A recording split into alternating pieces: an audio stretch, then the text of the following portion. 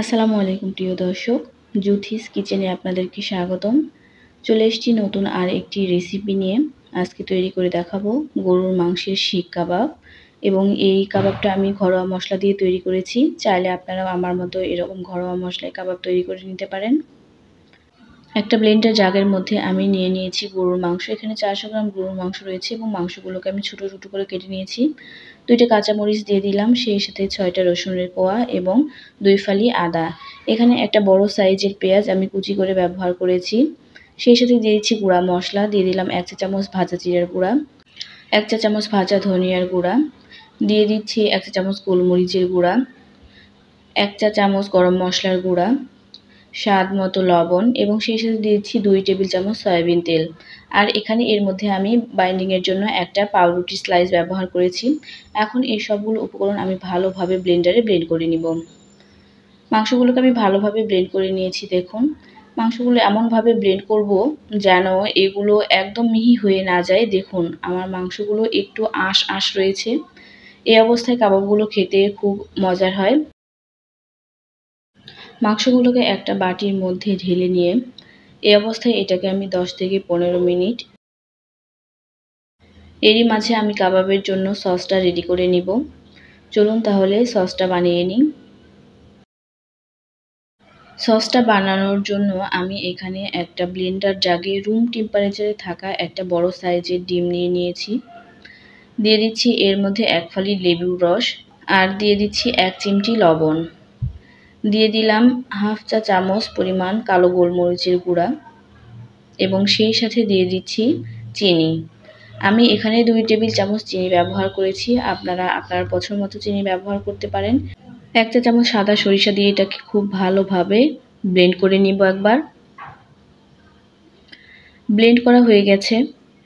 আমার মিশ্রণগুলো দেখুন খুব ভালোভাবে মিশে গেছে। এই অবস্থায় আমি এর মধ্যে 1/2 কাপ সয়াবিন তেল ব্যবহার করব এবং তেলটা আমি 5 থেকে 6 বারে ব্যবহার করব। একবার দিয়ে এটাকে একটু ভালোভাবে ব্লেন্ড করে নিব।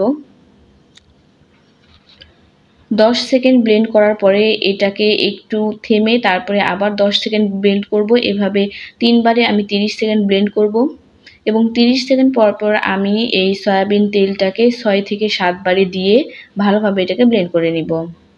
চেষ্টা করবেন তেলটাকে 6 থেকে 7 বারে ব্যবহার করার, তাহলে আপনার সসের টেক্সচারটা অনেক ভালো আসবে এবং এটা খেতেও দারুণ হবে।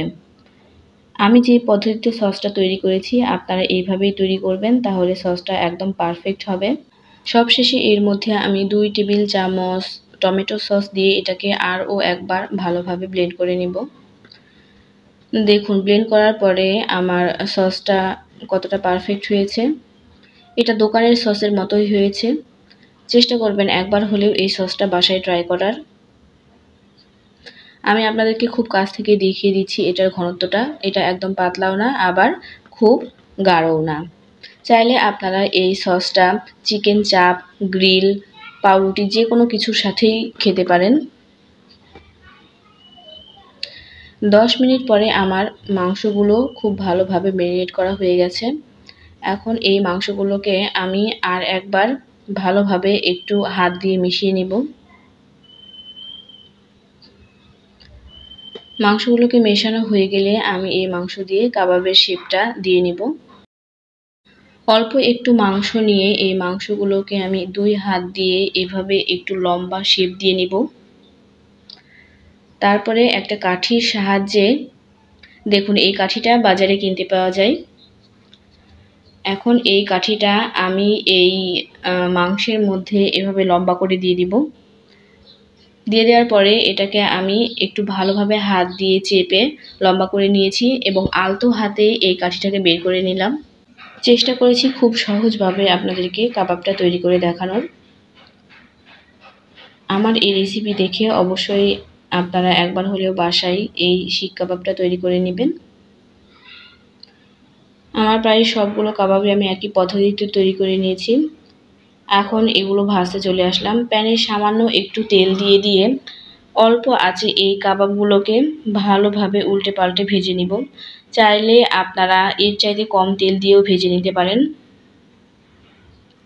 আমি কিছু কাবাব স্টোর করব, এই জন্য এগুলোকে একটু ছোট করে বানিয়ে নিয়েছি। স্টোর করার পদ্ধতি হলো আপনারা এগুলোকে বেশি না ভেজে 2 থেকে 3 মিনিট সামান্য একটু অল্প আঁচে ভেজে এটাকে ডিপ ফ্রিজে 1 মাস ধরে সংরক্ষণ করবেন। কাবাবগুলোকে আমি উল্টে পাল্টে একটু সময় নিয়ে ভালোভাবে ভেজে নিয়েছি। আমার কাবাবগুলোকে আমি খুব ভালোভাবে উল্টে পাল্টে ভেজে নিয়েছি। অল্প আঁচে কাবাবগুলো ভাজতে আমার প্রায় 10 মিনিট সময় লেগেছে। ভিডিওটি ভালো লাগলে অবশ্যই আমার চ্যানেলটিকে সাবস্ক্রাইব করে পাশে থাকা বেল আইকনটি বাজিয়ে দিবেন, এবং যারা ফেসবুক থেকে দেখছেন তারা আমার এই ভিডিওটি লাইক, কমেন্ট এবং শেয়ার করে পাশেই থাকবেন। ধন্যবাদ। আল্লাহ হাফেজ।